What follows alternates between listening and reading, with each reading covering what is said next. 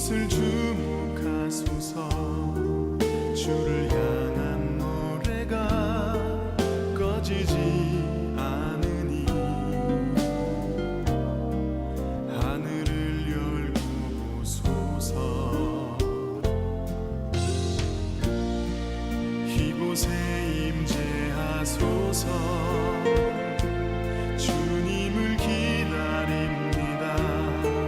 기도의 향기가 하늘에 닿으니 주여 임재하여 주소서.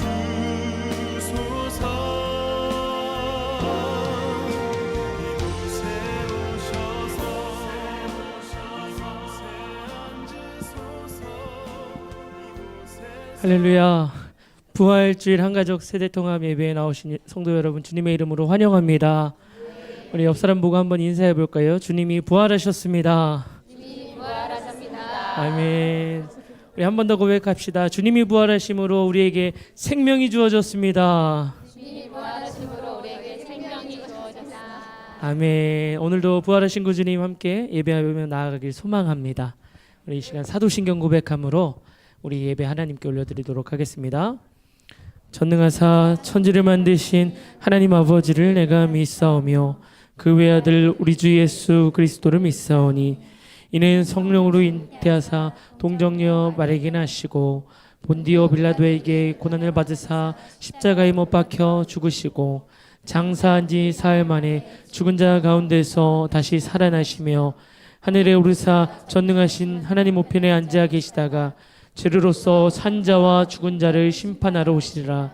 성령을 믿사오며 거룩한 공예와 성도가 서로 교통하는 것과 죄를 사하여 주시는 것과 몸이 다시 사는 것과 영원히 사는 것을 믿사옵나이다. 아멘.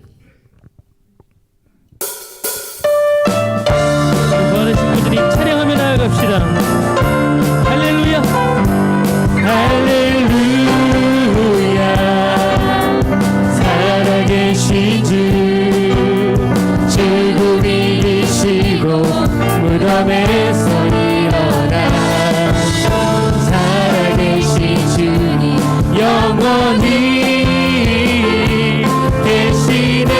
그는 알파 오메가, 그는 알파와 오메가, 또 처음과 아주 죄악의 저주 끊고 완전한 자유 주셨네. 부활하신 어린 양 영원히. 한 번 더 할렐루야. 살아계신 주 할렐루야.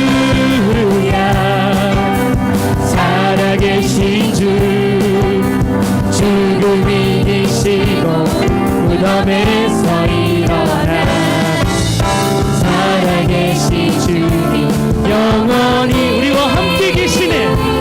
계시네. 그는 알파와 오메가, 또 처음과 아주 죄악의 저주 끊고 완전한 자유 주셨네. 부활하신 어린 양 영원히. 우리 한 번 더 할렐루야. 살아계신 주 할렐루야. 또 살아계신 주 죽음이 이기시고 무덤에서 일어나 살아계신 주님 영원히 계시네. 그는 알파와 오메가, 또 처음과 아주 죄악의 저주 끊고 완전한 자유 주셨네. 부활하신 어린 양 영원히 계시네. 그는 알파와 오메가, 또 처음과 아주 죄악의 저주 완전한 자유 주셨네. 부활하신 어린 양 영원히 계신, 우리와 영원히 계시네. 영원히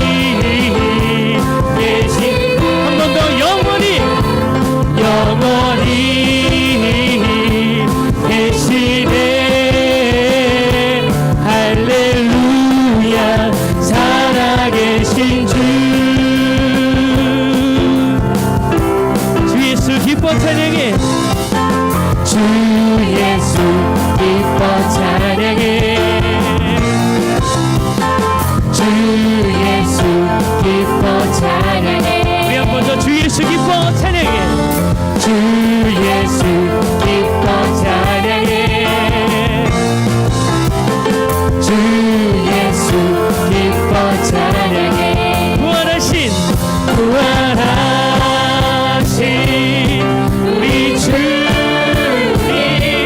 영원히 다스리네. 부활하신 우리 주님 나와서 찬양해. 부활하신 주 찬양해. 주 예수 기뻐 찬양해. 주 예수 기뻐 찬양해. 부활하신 주님 찬양합니다. 주 예수 기뻐 찬양해. 주 예수 기뻐 찬양해. 주 예수 기뻐 찬양해. 부활하신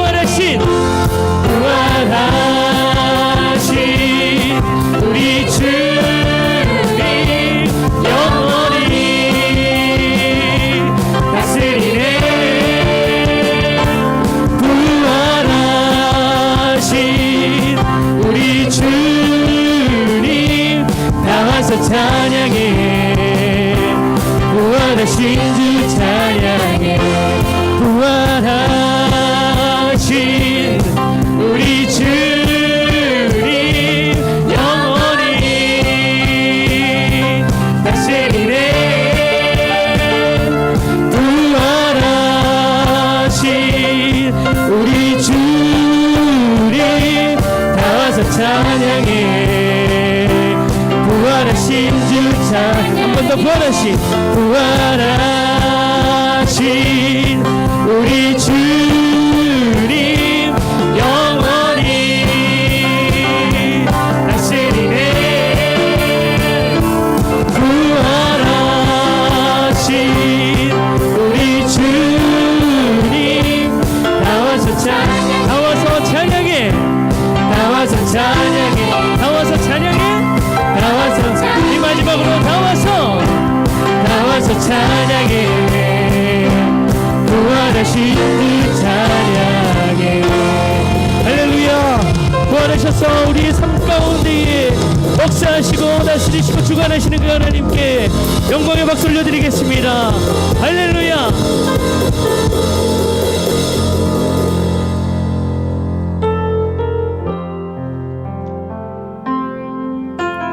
주님의 보혈 덕분에 하나님 아버지께로 나아가는 줄 믿습니다. 우리 구주님 의지하면서 찬양하며 나아가십시다. 보혈을 지나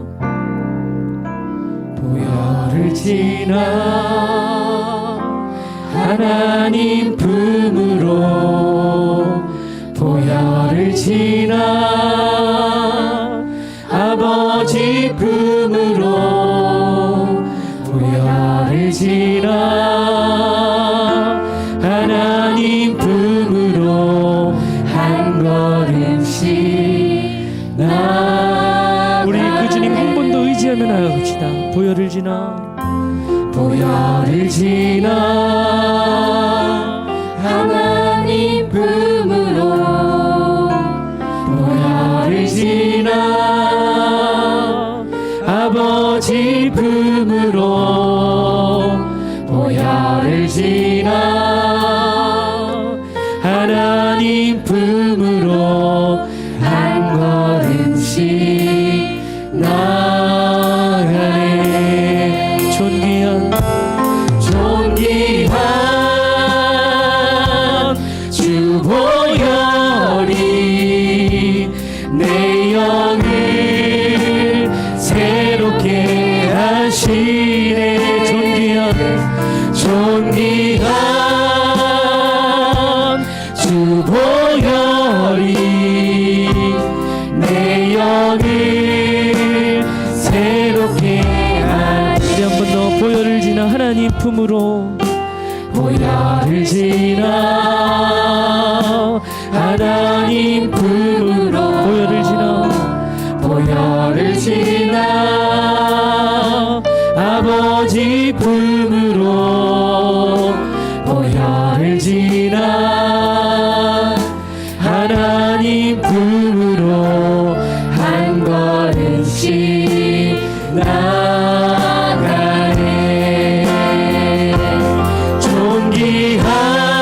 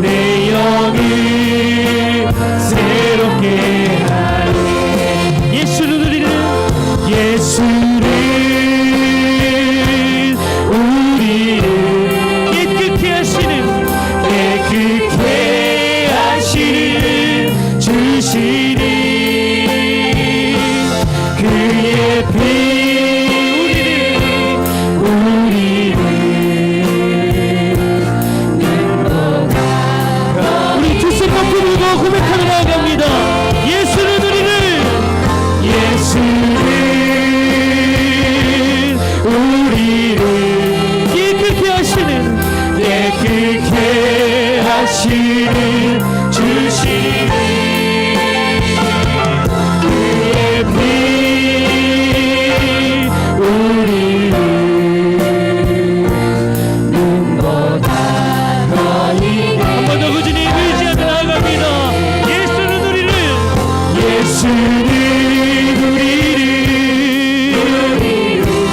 깨끗게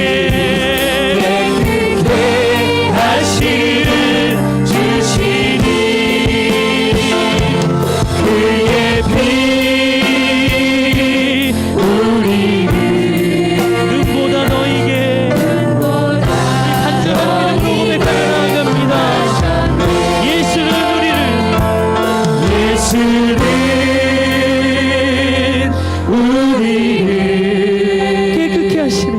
깨끗게 하시는 주시니 그 주님의 보혈이 그의 피 우리를 눈보다 더이게 하셨네.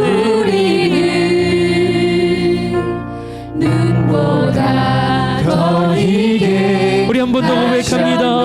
예수는 우리를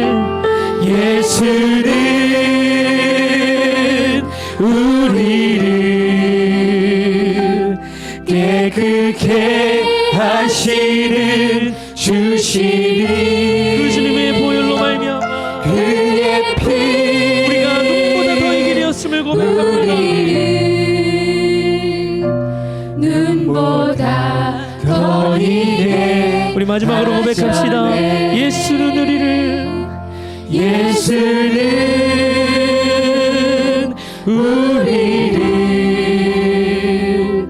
깨끗게 하시는 주시니 그의 피 우리를 눈보다 더이게 하셨네. 할렐루야. 우리 이 시간 함께 기도하며 나아가십시다. 여러분 그렇습니다. 그 주님의 피 흘리심으로 우리가 멸망치 않고 그 주님의 부활하심으로 우리에게 영원한 생명이 주어진 줄 믿습니다. 우리를 소망 가운데 이끄시는 부활의 주님 감사합니다. 오늘도 이 시간 동일하게 말씀하실 주님 감사합니다. 주님 우리가 주님을 가장 사랑하오니 말씀하여 주시고 말씀 따라 인도되는 귀한 시간 되게 하여 달라고 우리 이 시간 함께 기도하며 나아가도록 하겠습니다. 하나님 아버지 감사합니다. 주님이 부활하셨기 때문에 우리의 모든 죄악이 떠나가게 될 줄 믿습니다. 주님의 그 보혈로 말미암아 우리의 그 더러운 죄악들이 깨끗하여진 줄 믿습니다. 오늘 이 시간 이정규 목사님을 통하여서 말씀 증거해 주실 것인데 하나님 그 말씀을 통하여서 다시금 우리의 죄가 깨끗하게 씻어지게 하여 주시고 우리가 죄악 가운데 빠져 사는 것 아니라 소망의 인생, 승리의 인생, 주님으로 말미암아 깨끗해진 인생 되게 하여 주시고 끝나는 그날에 주님이 여기까지 인도하셨습니다. 고백하는 우리 모두가 될 수 있도록 주님 도와주시옵소서. 특별히 하나님 이 시간 우리가 십자가를 단단히 붙잡고 나아가 날마다 이기며 나아가길 원합니다. 머리에 멸로가 쓰길 원하고 주 앞에 찬양할 때까지 천국에 들어갈 때까지 우리가 그 주신 믿음으로 담대히 싸워 나아가길 원하오니 오늘 이 시간 우리와 함께 하여 주시고 부활의 주님 우리의 마음을 만져주시고 부활의 주님 우리의 삶 가운데 임재하여 주셔서 그 주님으로 말미암아 더욱더 믿음이 단단해지게 하여 주시고 그 주님으로 말미암아 우리의 모든 소망이 생겨나고 모든 결단이 주님의 앞에서 이루어지는 귀한 시간 될 수 있도록 인도하여 주시옵소서. 참 좋으신 사랑의 하나님, 부활절 한가족 통합예배를 주일학교와 온 성도들이 함께 예배드릴 수 있도록 은혜 베풀어 주시니 참으로 감사를 드립니다. 고난주간을 통하여 고난을 함께 동참하며 골고다 십자가의 사건들을 말씀 가운데 깨우침에 십자가 부활의 그 능력을 알게 하심을 감사드리며 우리 하나님께 영광을 올려드립니다. 미처 알지 못했던 일, 우리는 예수가 필요합니다. 가멜리엘의 예수의 논증, 새로운 살길에 예수 그리스도, 나를 사랑하사 나를 위하여, 이러한 진리의 말씀들이 우리의 삶 가운데 적용받아 이 세상 어떠한 삶보다도 주님 나라의 진정한 부활의 기쁨을 누리기 위해 살아가는 주의 백성들 다 되게 하여 주시옵소서. 하나님의 축복으로 세우신 이 나라의 민족, 대통령을 비롯 유정자들에게 하나님의 양심과 지혜를 주시사 이 나라 민족을 사랑하는 마음으로 신실한 일꾼들이 되어지게 하여 주시기를 원합니다. 이 민족에 향하신 하나님의 선한 계획 가운데 이룰 수 있는 사랑의 풍성한 지도력을 허락하여 주시옵소서. 이스라엘 민족을 사랑하셔서 어떠한 강대국과 싸울지라도 주님과 함께 하시면 능히 승리함을 믿고 오직 주님만 의지함에 은혜 주셨던 그 은혜가 이 땅 가운데도 부어지게 하시어 십자가로 말미암아 부활의 생명 주신 그 예수 그리스도만 의지하는 백성들이 다 되게 하여 주시옵소서. 이곳에 우리 복음의 빛 동산교회를 세우시어 많은 영혼들을 보내주시고 지금도 끊임없이 보내주셔서 담임 목사님의 진리의 말씀을 통하여 구원받고 변화되어 주님 일에 쓰임받게 하시니 참으로 감사를 드립니다. 사랑하는 우리 성도님들, 악한 어둠의 세력 틈타지 못하도록 막아주시어 우상사신과 탐욕과 허영을 버리고 정직하고 성실하게 충성스러이 섬기며 살아감으로 하나님의 복을 넘치도록 받아 어느 곳에 있든지 그리스도의 향기 드러내며 빛과 소금으로 감당하는 세상의 보석이 되는 축복의 통로가 되게 하여 주시옵소서. 사랑하는 담임 목사님, 사모님 안식월 중입니다. 평강이 넘치는 안식을 누리도록 지켜주시고 더욱 많은 지혜를 허락하사 섬기는 공동체의 축복의 통로로 쓰임받는 귀한 목사님, 사모님 되게 하여 주시옵소서. 가정의 두 자녀 위에도 지켜주셔서 평강이 넘치는 임마누엘 복된 가정으로 붙들어 주시옵소서. 오늘은 성찬식이 있는 날입니다. 성찬에 참여하는 우리 복음의 동산교회 모든 성도님들 십자가의 날을 위하여 몸을 바쳐 물과 피를 다 쏟으심에 죽으시고 부활하신 주님의 영광 돌려오는 삶 살아가게 하옵소서. 이 시간 말씀 전하실 이정희 목사님께 성령 충만함 주셔서 하나님 말씀 증거하실 때에 그 말씀이 내 말씀으로 받아 변화됨에 마음판에 새겨 말씀에 순종하는 삶 살아가게 하여 주시옵소서. 오늘도 여전히 맡은 자리에서 묵묵히 감당하는 사랑하는 공동체 사명자들 복의 복을 허락하사 은혜 받은 하나님의 자녀로서 누리는 삶 살아가는 진정한 하나님의 자녀로서 큰일 감당할 수 있도록 은혜 충만함 주시기를 믿습니다. 감사합니다. 십자가에 못 박혀 죽으시고 3일 만에 부활하신 예수 그리스도의 이름으로 간절히 기도드리옵나이다.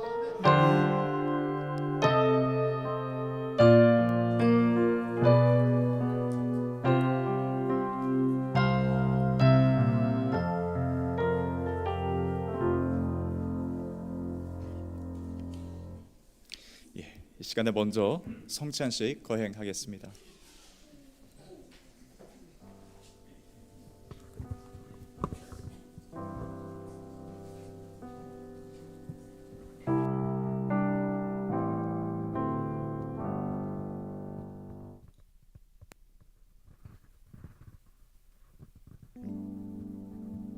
이 시간 잠시 우리 묵상함으로 기도드립니다. 우리 지난 한 주간을 돌아보면서 하나님 앞에 우리의 부끄러운 죄를 고백하며 또 십자가의 은혜로 말미암아 우리 깨끗게 해 주시는 그 대속의 은혜를 간구하며 이 시간 잠시 한번 1분 정도 묵상함으로 기도드리겠습니다.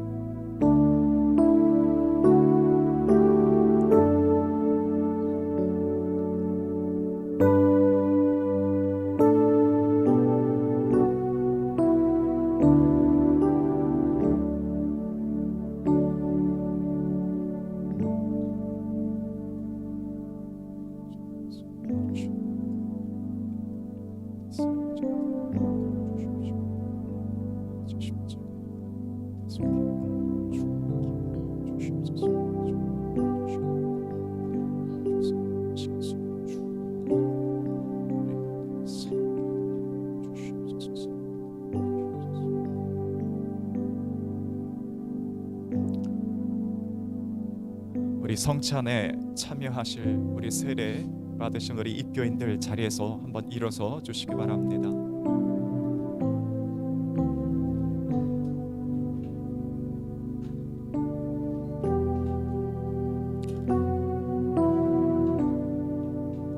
예, 제가 한번 기도하겠습니다. 우리를 위해 십자가에 죽으시고 부활하신 주님을 바라보며 이 거룩한 예식에 참여합니다.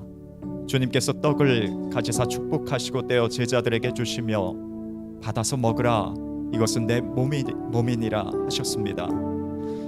우리도 이 떡을 받음으로 주님을 내 안에 구주로 모시며 주 안에 한 몸을 이루고자 합니다.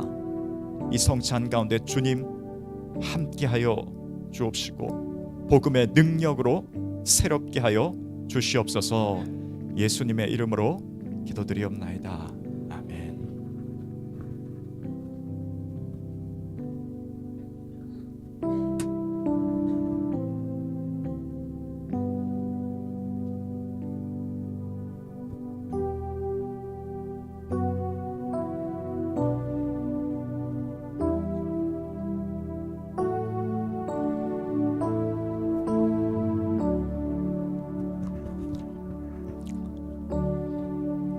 떡을 받으신 분은 자리에 앉아서 드시고 묵상으로 기도해 주시기 바랍니다.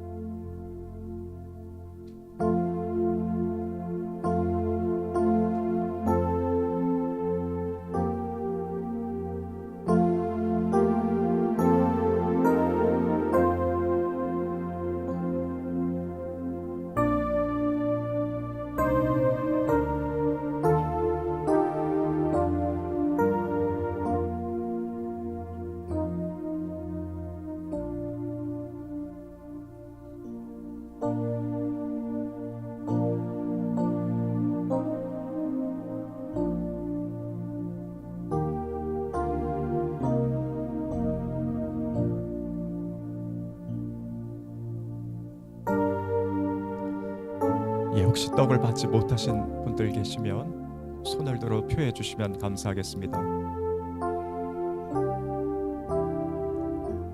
예, 성찬위원 앞으로 와주시고요. 예, 우리 떡 받으신 분들 다시 한 번 더 자리에 일어서 주시기 바랍니다. 제가 한번 기도하겠습니다. 주님께서 또 잔을 가지사 그들에게 주시며 이르시되 이것은 죄의 사함을 얻게 하려고 많은 사람을 위하여 흘리는 바 나의 피 곧 언약의 피라고 하셨습니다.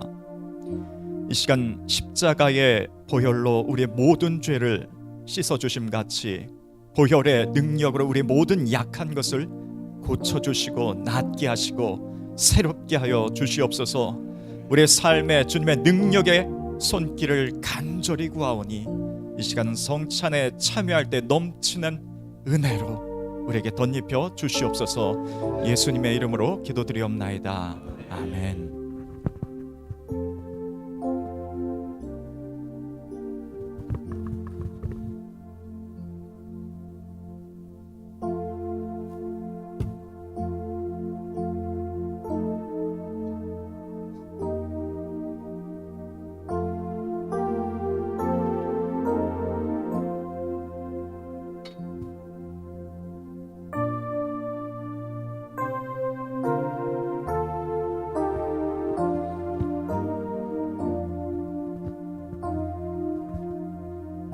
잔을 받으신 분들은 자리에 앉으셔서 드시기 바랍니다.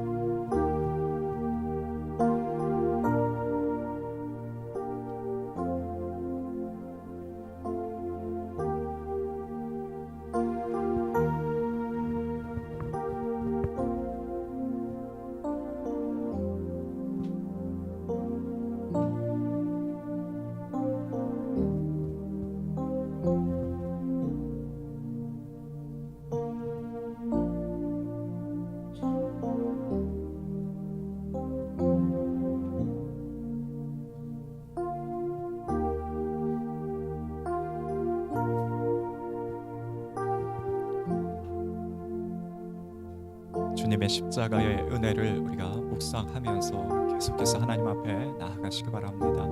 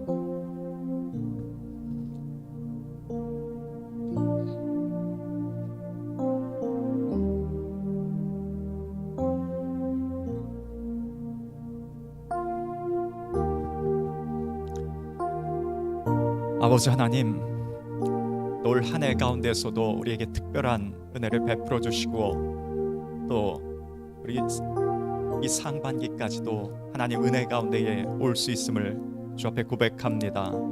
이번 부활 주일을 기점으로 하여서 우리의 삶에 새로운 은혜가 넘칠 줄 믿습니다. 우리에게 있는 모든 아픔과 어려움, 하나님의 놀라운 은혜를 체험하는 오히려 통로가 되게 하실 줄 믿습니다. 하나님께서 은혜 주실 줄 믿음으로 우리가 미리 선포하였사오니 부활의 능력으로 역사하여 주시옵소서. 예수님의 이름으로 기도드리옵나이다. 아멘. 우리 양옆에 계신 분들과 한번 인사 나눌 때 예수님 부활하셨습니다. 예수님 부활하셨습니다.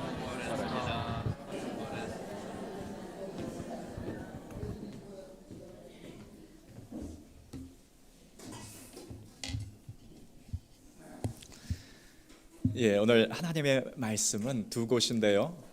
먼저 사도행전 말씀입니다.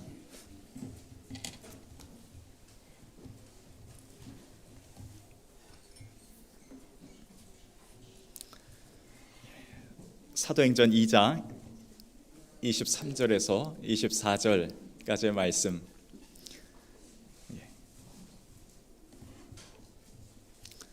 네, 우리 찾으신 분들 같이 한번 읽겠습니다.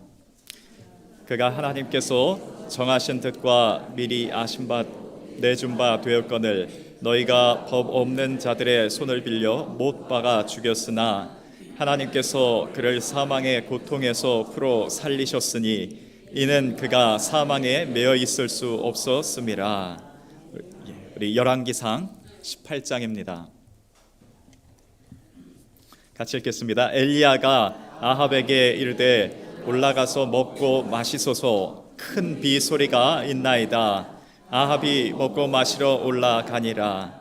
엘리야가 갈멜산 꼭대기에 올라가서 땅에 꿇어 엎드려 그의 얼굴을 무릎 사이에 넣고 그의 사환에게 이르되 올라가 바다 쪽을 바라보라. 그가 올라가 바라보고 말하되 아무것도 없나이다. 이르되 7번까지 다시 가라. 7번째 이르러서는 그가 말하되 바다에서 사람의 손만한 작은 구름이 일어나나이다. 이르되 올라가 아합에게 말하기를 비에 막히지 아니하도록 마차를 갖추고 내려가소서 하라 하니라. 아멘. 예수님께서 부활하셨습니다. 주님께서 하나님의 뜻대로 이 땅에 오셨고 또 하나님의 뜻대로 우리의 모든 죄의 짐을 지고 십자가에 달려 돌아가셨습니다. 또 그 주님께서 하나님의 뜻대로 부활하셨습니다. 모든 것이 다 아버지의 원대로 하나님의 뜻대로 되었습니다. 이 하나님의 뜻은 지금도 우리의 삶 가운데에 계속되고 있는 줄 믿습니다. 때로 우리의 삶을 볼 때, 또 이 세상을 볼 때 과연 하나님의 뜻이 이게 제대로 이루어지고 있는지가 의문일 때가 사실 있습니다.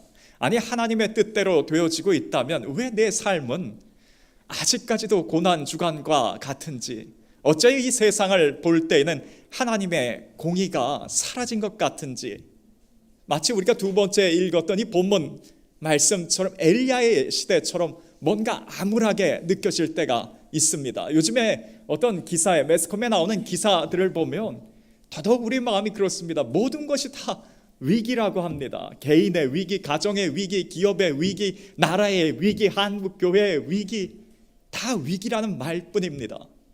이 암울한 시대에 도대체 죽은 자를 살리시는 그 하나님의 뜻이 우리의 삶 가운데, 이 시대 가운데에서는 어떤 의미가 있는지, 그 부활의 능력이 우리와 무슨 상관이 있는지 오늘 한번 엘리야의 시대를 통해서 한번 살펴보고자 합니다.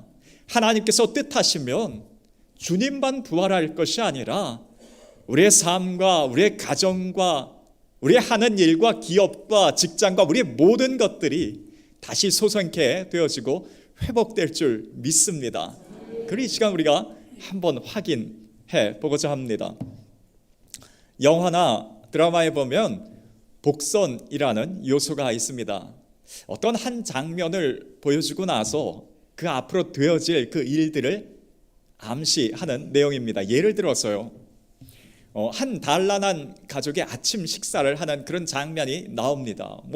아침에 어머니가 커튼을 열 때에 따사로운 햇빛이 들어오고 그 가족들을 위해서 아침 식사를 간단히 준비하기 위해서 냉장고를 열었습니다. 그리고 달걀 3개를 꺼내서 팬 위에다가 탁탁탁 3개를 떨어뜨렸어요. 첫 번째 사진입니다.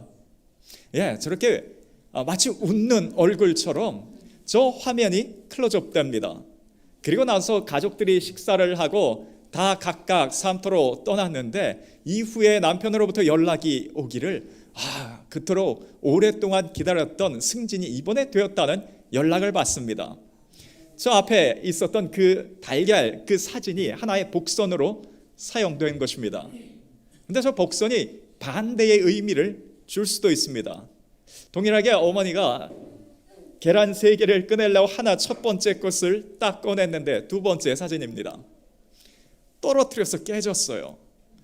그리고 무심결에 그냥 지나가고 다시 다른 계란을 꺼내서 아침 식사를 준비하고 그렇게 가족들이 또 산터로 나갔는데 잠시 후에 들려오는 전화벨이 그만 자녀가 출근하는 길에 차 사고가 났다는 그런 연락을 받습니다. 그러면 저 앞에 나왔었던 저 그림이, 저 장면이 하나의 복선 역할을 한 것입니다. 제가 이런 장면을 볼 때마다 저걸 미리 좀 캐치할 수 있다, 잡아낼 수 있다면 일상 가운데 되어지는 일들이 그냥 무심결에 그냥 지나칠 만한 그런 게 아니라 뭔가 좀 의미 있는 암시였음을, 이걸 좀 잡아낼 수만 있다면 얼마나 좋을까. 그래서 뭔가 앞날을 대비할 수 있다면 이게 얼마나 좋을까 하는 생각을 합니다. 예를 들어서 요셉처럼 그 나라의 한 왕이 꿈을 꾸었는데 그게 일상에 그냥 지나가는 꿈이 아니라 하나님의 특별한 어떤 영적인 암시라는 것을 알았습니다. 그래서 그 이후에 있는 7년의 풍년과 7년의 흉년을 대비했어요. 민첩한 마음으로 대비했습니다. 그런데 이런 어떤 영적인 암시가 있었을 때 이걸 알아차리지 못했을 때는 그 반대의 결과를 맞게도 됩니다. 예수님께서 십자가에 달려 돌아가시기 그 전날 밤에 베드로가 졸고 있는 장면이 그게 클로즈업 됩니다. 그리고 나서 주님께서 그 모습을 보시고는 이 베드로에게 한 말씀 하셨어요. 시험에 들지 않도록 깨어서 기도하라 하셨습니다. 곧 그 말은 앞으로 조금만 더 있으면 베드로 너에게 크나큰 시련이, 신앙의 위험이, 어려운 순간이 찾아올 텐데 그걸 대비하라고 미리 알려주신 것이었어요. 그런데 베드로가 그때에는 그 주님의 음성을, 그 의미를 잡아내지 못했습니다. 그리고 나서야, 이후에 주님을 3번 부인하고 나서야 그때에 주님께서 나에게 있을 이 어려움을 미리 아시고 대비하라고 이런 암시를 주셨구나라고 그제서야 깨닫고 통탄했을 것입니다. 이와 같은 영적인 암시는, 깨달음은 현재 우리에게도 주실 때가 있습니다.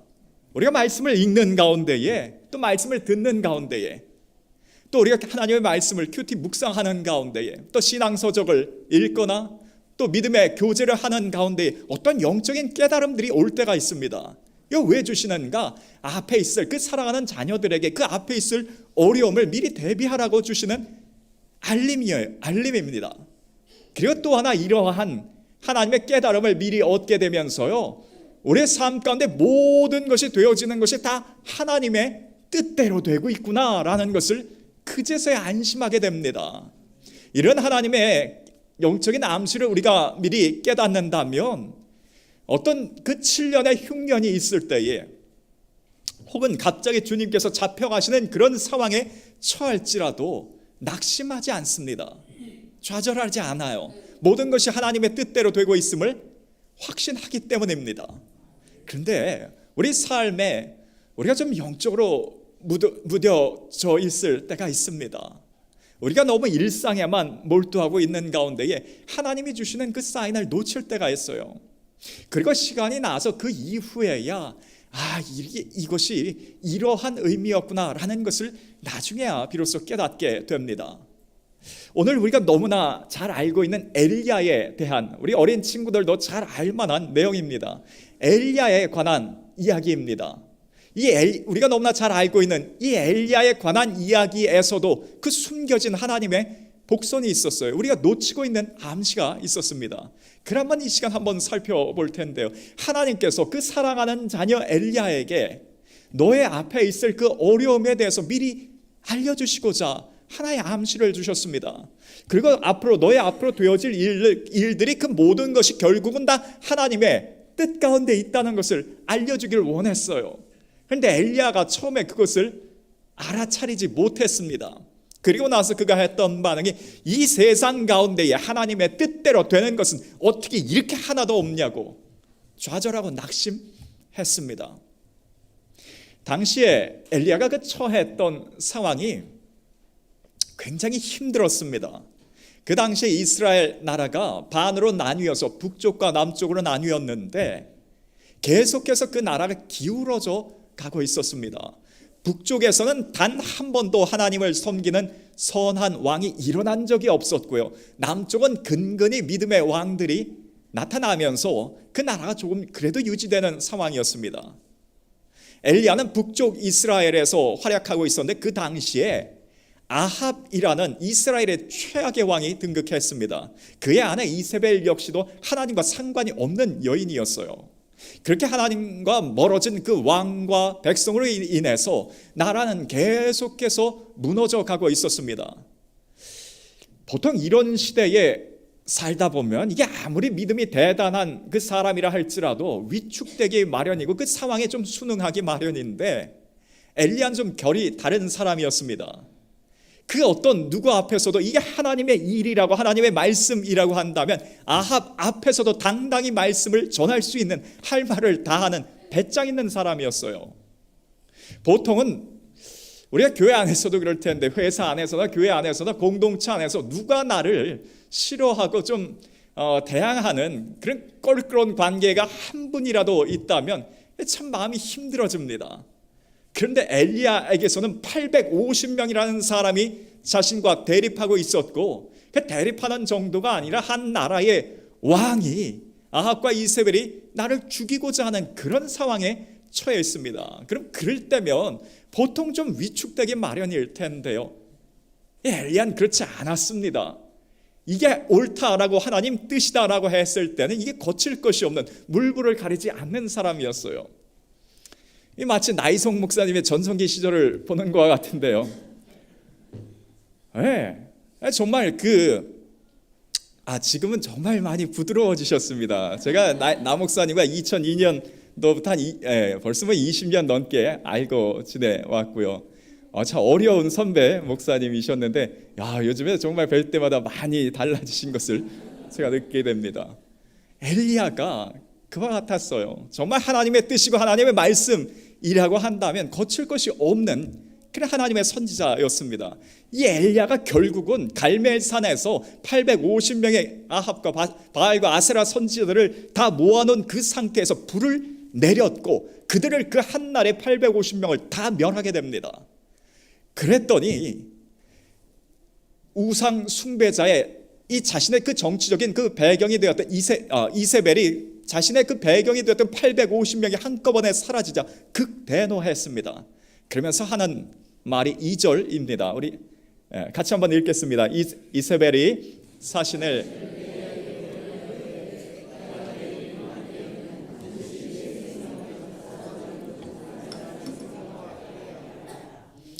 이세벨의 선전포고가 이어졌습니다. 너 반드시 엘리야, 내가 너를 가만히 두지 않겠다라고 했습니다.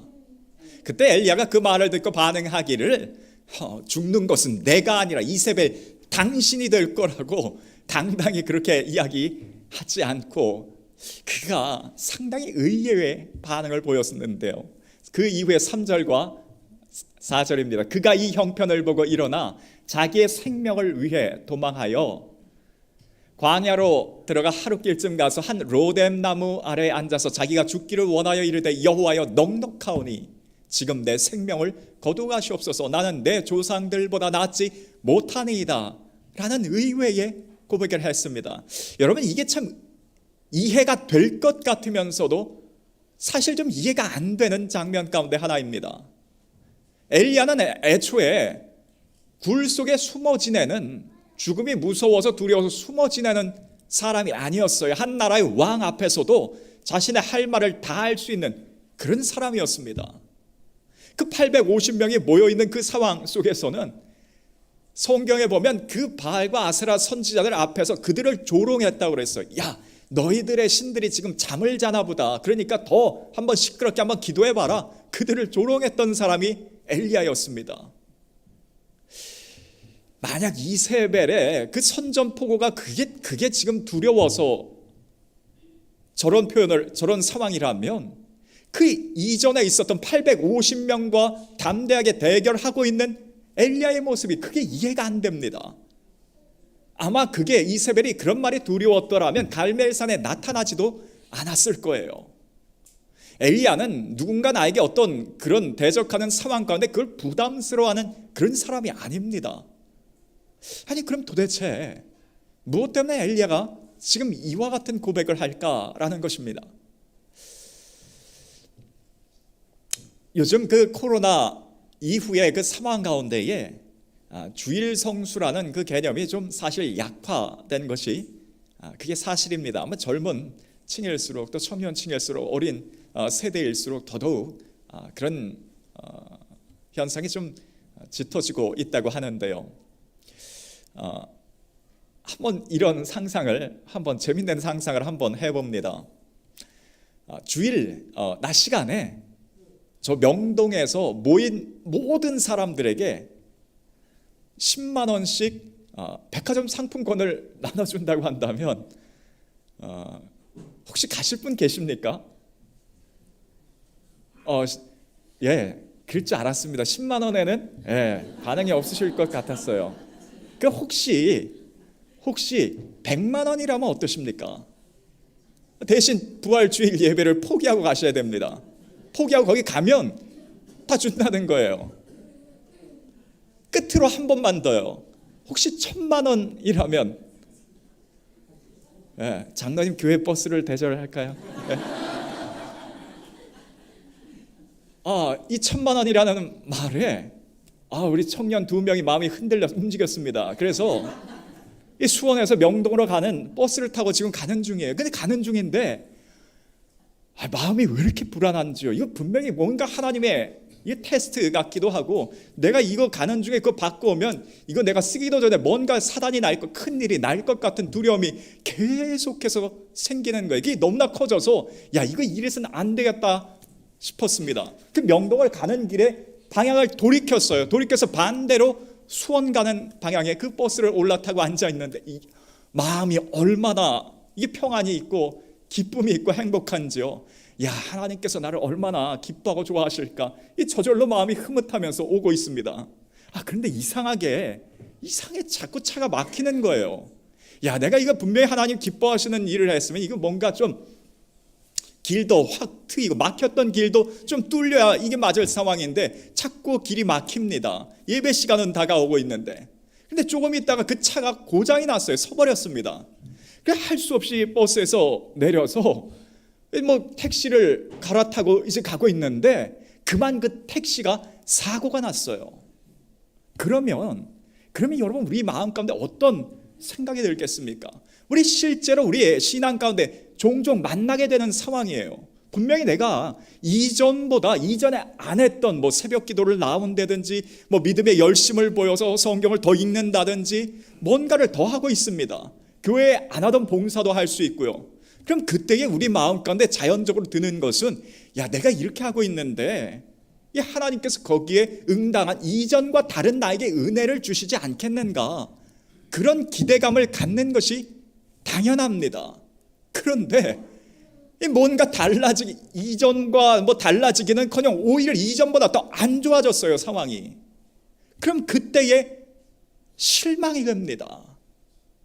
아니, 이럴 거면 뭐하러 내가 그렇게 열심히 신앙생활을 하는가? 어차피 안 하나 똑같다면 이게 뭔가 실망이 돼요. 엘리야가 지금 딱 그 상황이었습니다.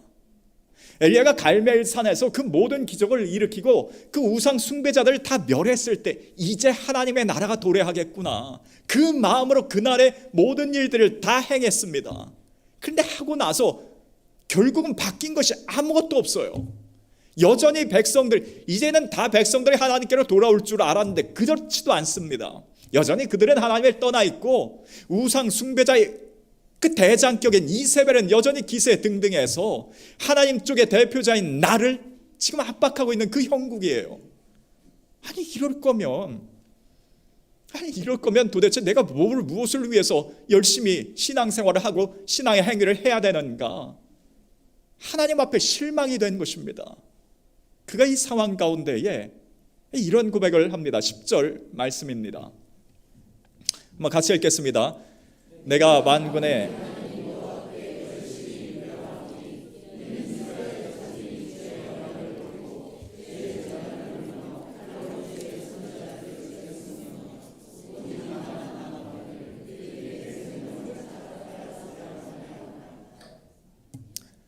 정말 엘리야가 그 마음 가운데 낙심이 되고 좌절할 만한 상황이었습니다.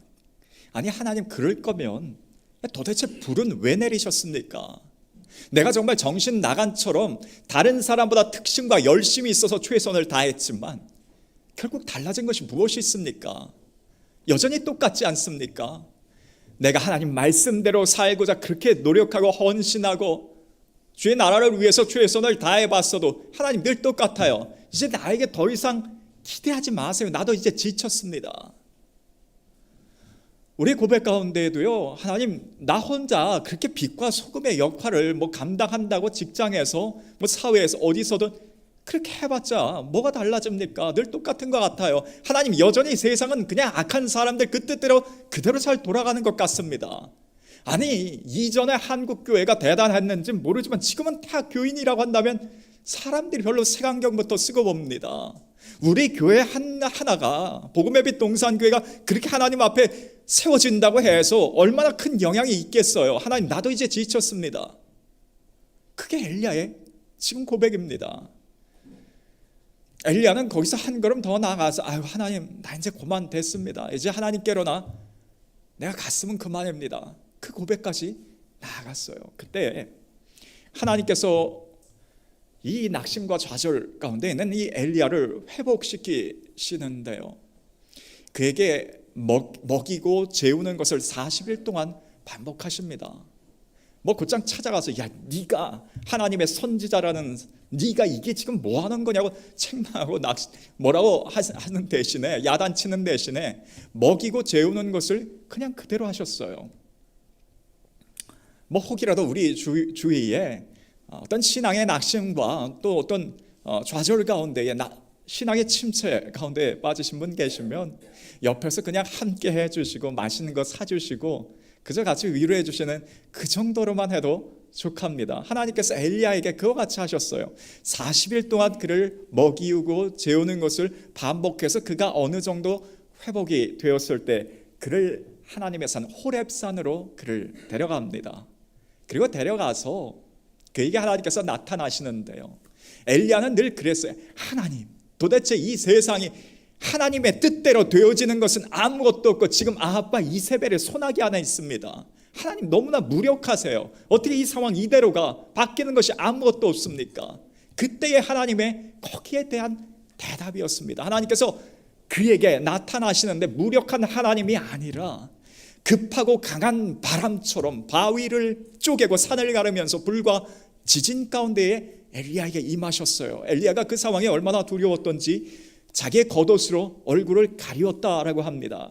그렇게 서 있는 엘리야에게 하나님께서 하시는 말씀이 너는 하사엘에게 기름을 부어 아람 나라의 왕을 삼고 예후에게 기름을 부어 이스라엘의 왕을 삼고 엘리사에게 기름을 부어 내 뒤를 대신하라고 그렇게 말씀하시는 거예요. 이게 무슨 말씀인가 하면요, 당시에 아람이라는 나라는 이스라엘 주변에 있었던 강대국이었습니다. 그 강대국의 왕을 세우는 것이 누구의 뜻 안에, 누구의 손 안에 있습니까? 하나님 손 안에 있다는 거였어요. 너 하사엘에게 기름을 부어 그 나라의 왕을, 강대국의 왕을 삼고 예후에게 기름을 부어 네가 생각할 땐 모든 세상 이 작은 이스라엘이라는 나라가 아합과 이세벨 손아귀에 있는 것 같지만 그렇지 않다는 거예요. 강대국 아람이라는 강대국의 왕을 세우는 것도, 또 아합을 폐위하고 그 다음 예후라는 왕을 세우는 것도 다 누구의 손 안에 있는가? 하나님의 손에 있다는 것입니다. 하나님의 뜻 안에 있다는 것이었어요. 우리가 우리의 삶을 볼 때 왜 내 삶은 여전히 내가 하나님 앞에 뭔가를 열심히 하고 신앙생활 하는 것 정직하게 한다고 하는데 왜 내 삶은 하나님 여전히 고난주간과 같습니까? 왜 이 시대 가운데 하나님의 뜻은 이루어지는 것이 하나도 안 보입니까? 우리가 하나님 앞에 너무나 무력하시다고 이야기할 수 있어요. 낙심했다 할 수 있습니다. 그러나 결국 되어지는 것은, 모든 것은 다 하나님의 뜻대로 되고 있다는 것입니다. 우리가 이 부활주일에 모든 것이 다 하나님의 뜻임을 고백할 수 있기를 원합니다. 하나님의 뜻대로 주님께서 이 땅에 오셨습니다. 하나님의 뜻대로 죄짐을 지시고 십자가에 달려 돌아가셨고 하나님의 뜻대로 부활하셨어요.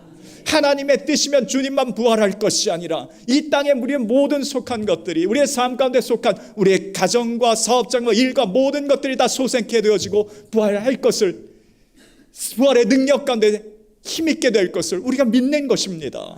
이게 바로 이 시대 가운데에 우리가 부활의 의미입니다. 모든 것이 다 하나님의 뜻대로 되어지고 현재도 뜻대로 되고 있다는 것입니다.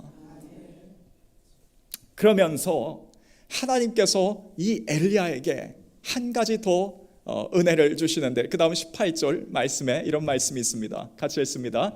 내가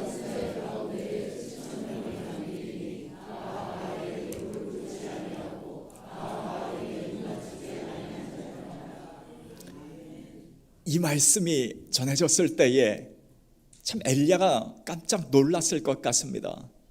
지금까지 엘리야의 생각은 하나님, 내가 이런 일도 있고 이런 열심과 특심을 가지고 무엇을 했지만 하나님 결국 바뀐 것이 없고 똑같았으면 여전히 아합과 이세벨의 세상입니다 라는 것이 그게 엘리야의 마음이었어요. 그런데 하나님께서 아니, 네가 한 것이, 네가 여지껏 해온 그 신앙의 행위가 아무것도 아닌 것이 아니라 너의 했던 그 신앙의 모습과 헌신을 통하여서 지금 7,000명이나 되는 그 사람들이 너의 그 신앙의 모습을 보고 용기를 얻고 힘을 얻고 있단다. 마치 엘리야의 그 하는 행동을 통하여서 7,000배의 결실과 열매가 맺어지는 것이 그 현장을 보여주셨어요. 너와 같은 사람이 7,000명이, 또 다른 7,000명이 준비되고 있다는 것입니다. 여러분, 우리 삶 가운데요, 주님, 제가 저 혼자, 우리 가정에서 저 혼자 신앙생활 하고 있는데 이거 3년이 되건 5년이 되건 10년이 되건 늘 똑같은 것 같아요. 변한 것이, 달라진 것이 아무것도 없는 것 같습니다. 하지만 그렇지 않습니다.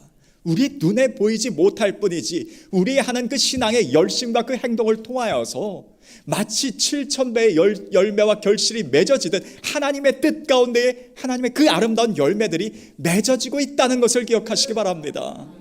내가 우리 교회 안에서 소그룹의 리더로서, 목자로서 뭔가 열심히 하고 있는 것 같지만 여전히 보면 우리 소그룹은 늘 똑같은 것 같지만 그렇지 않습니다.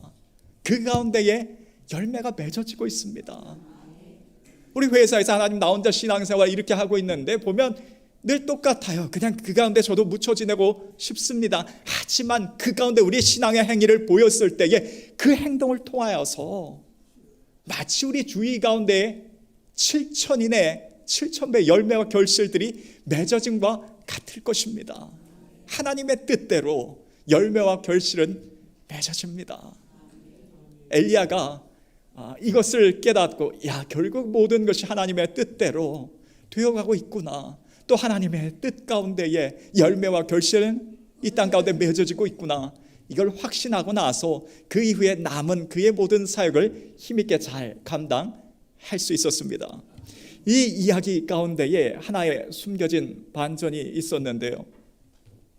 하나님께서 엘리야에게 처할 그 앞에 있을 그 좌절과 어려움과 낙심을 미리 아시고 그에게 하나 영적인 사인으로 보내주신 것이 오늘 우리가 처음 읽었던 그 본문 말씀입니다. 우리가 읽었던 그 본문 말씀은 어떤 시기였냐면요, 그 시간적인 순서로 보면 엘리야가 갈멜산에서 불을 내리고 나서 그 직후에 있었던 사건입니다. 그 당시에 3년 동안 비가 내리지 않았습니다. 그 상황 가운데 하나님께서 엘리야에게 내가 곧 비를 주겠다라고 말씀하셨어요. 그러니 엘리야가 그 왕에게 하나님께서 곧 비가 내릴 테니 마차를 준비해서 내려가라 시키시라고 그런 말까지 전했습니다. 그리고 나서 엘리야가 마치 갈멜산에서 불을 내렸던 것처럼 동일하게 비를 내려달라고 하나님께 요청했습니다. 우리가 상식적으로 생각할 때에 하늘에서 불이 떨어지는 것이 쉬운가? 비가 내리는 것이 쉬운가? 비 내리는 건 어떻게 보면 자연 현상 가운데의 하나입니다. 그런데 불이 떨어질 때에는 말이 한마디가 끝나자마자 무섭게 불이 떨어졌는데 비야 내려라 했는데 비가 안 옵니다. 엘리야가 하겠다는 것도 아니었어요. 엘리야의 생각도 아니었습니다. 하나님께서 비를 주시겠다는 것이었어요. 그러니 하나님께서 주시겠다는 비 내리라 하면 내려야 할 텐데 비가 안 옵니다. 비가 안 와서 두 번째 반복했는데 또 비가 안 와요. 세 번째 했는데도 또 비가 안 옵니다. 네 번째 엘리야가 기도할 때 이게 마음이 타기 시작했어요. 아니 이미 하나님의 이름으로 백성들에게 선포도 했고 왕에게 이야기도 했는데 비가 안 옵니다. 그때부터는 무릎을 꿇고 그 무릎 사이에 머리를 집어넣고 간절하게 하나님 앞에 기도할 수밖에 없었습니다. 주님, 하나님 능력을 보여주시고 비를 내려달라고. 그러면서 그걸 7번째 반복했을 때 하나님께서 그제서야 구름을 보여주셨습니다.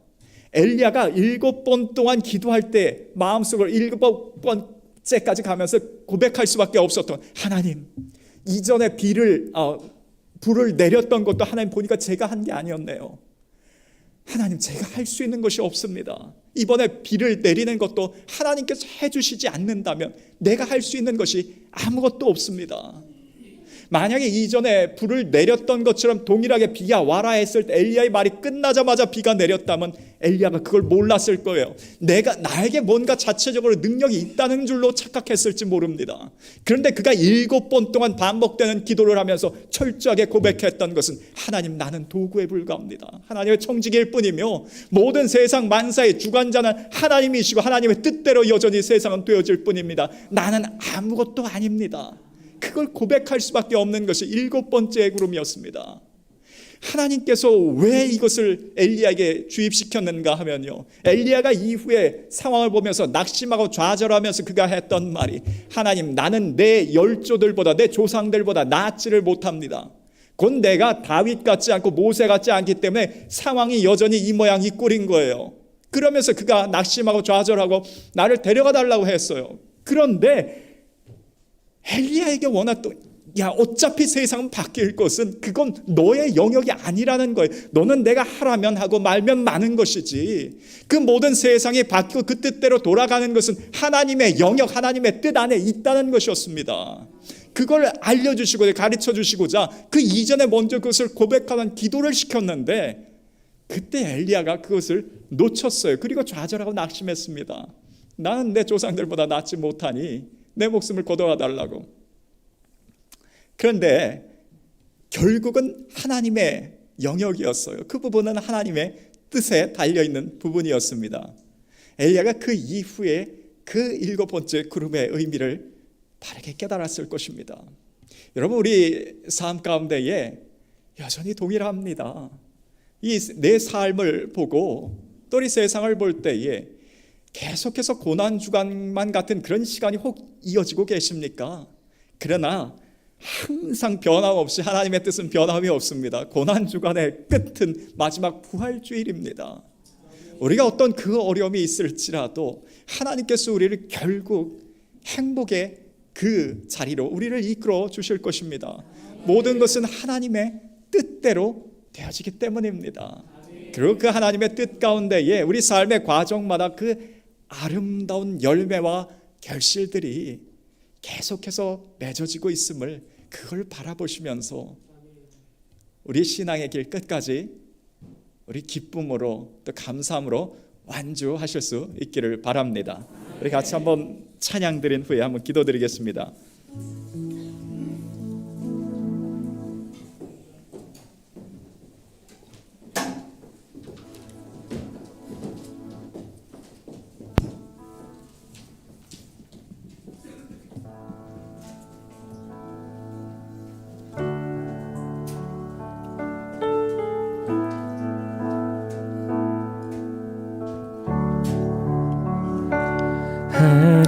하느님의 사랑을 사모하는 자, 하나님의 평안을 바라보는 자, 너의 모든 것 창조하신 우리 주님이 너를 얼마나 사랑하시는지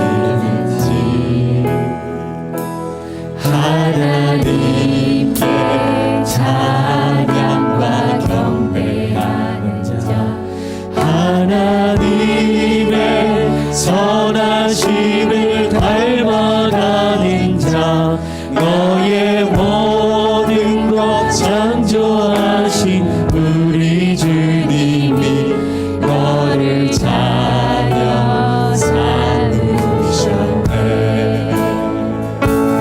하나님 사랑의 눈으로 너를 어느 때나 바라보시고 하나님 찬 귀로서 언제나 너에게 비우리시니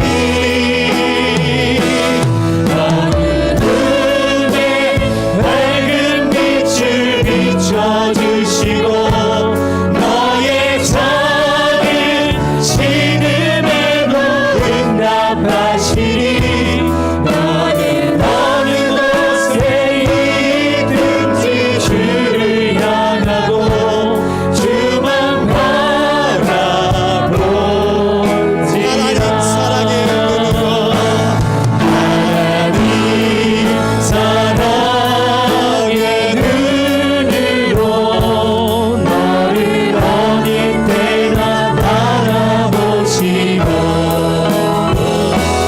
하나님 사랑 귀로서 언제나 너에게 비우리시니 어두움에 밝은 빛을 비춰주시고 너의 작은 신음에도 응답하시니 너는 어느 곳에 있든지 주를 향하고 주만 바라보지라. 주만 바라보지라.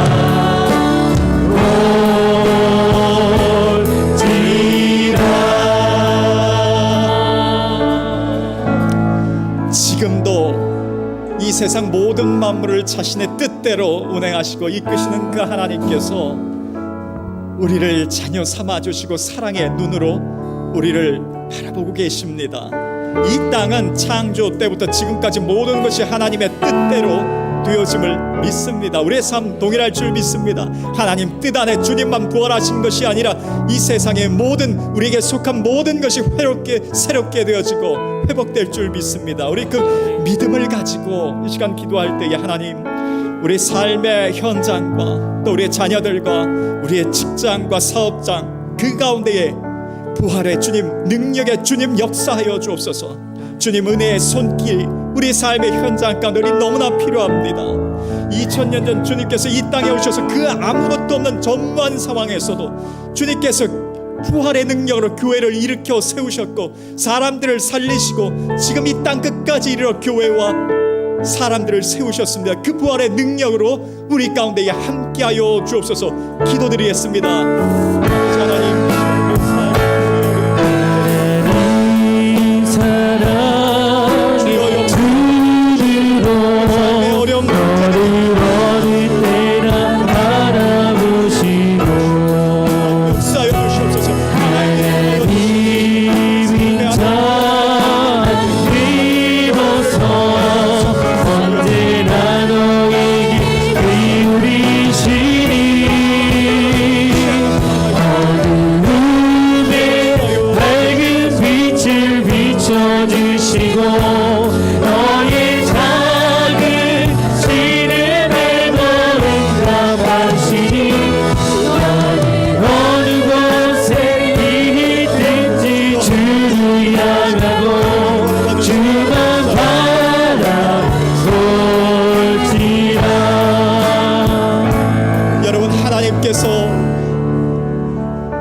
우리를 인도하실 때 의미 없는 고난이나 아픔의 시간은 없습니다.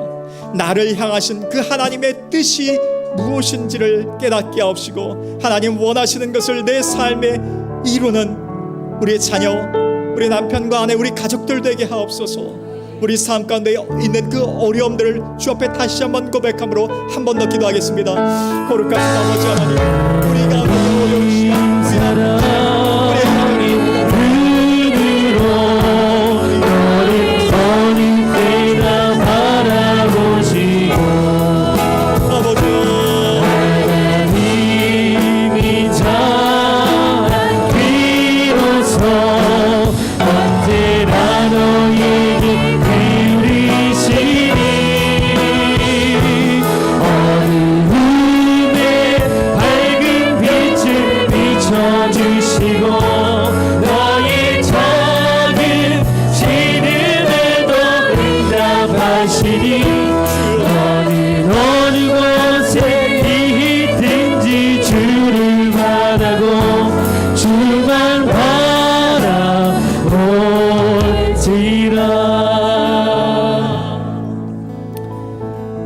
주님 2000년 전 이 땅에 오셔서 우리의 모든 어려움과 아픔과 또 죄의 무거운 짐 대신 지시고 십자가에 달려 돌아가셨습니다. 그리고 부활하셨습니다. 그 능력의 주님께서 오늘도 우리와 함께함을 믿습니다. 아멘. 오늘 부활주의를 기점으로 하여 우리의 삶이 다시 한번 새로워지고 회복되기를 원합니다. 성령의 새 능력과 새 기운을 허락하여 주옵소서. 아멘.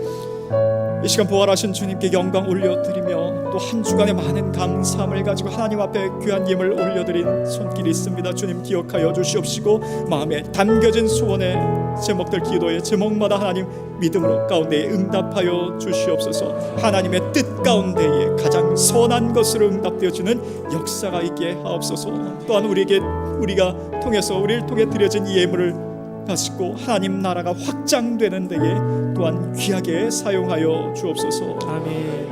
우리의 삶 속에 부활의 기쁨과 소망이 충만하기를 원하며 예수님의 이름으로 기도드리옵나이다. 아멘. 한 번 더 인사하겠습니다. 예수님께서 부활하셨습니다. 예수님께서 부활하셨습니다.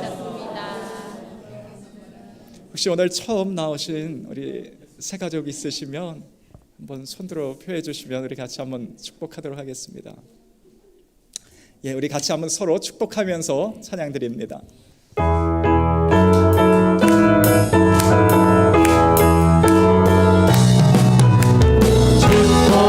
축복합니다. 주님의 이름으로 축복합니다.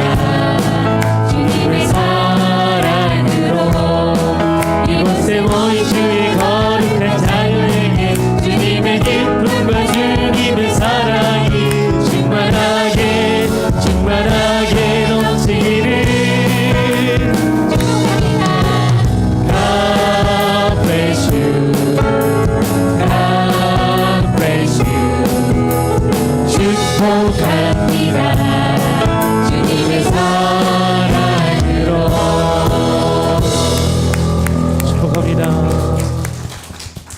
교회 소식 전해 주시겠습니다.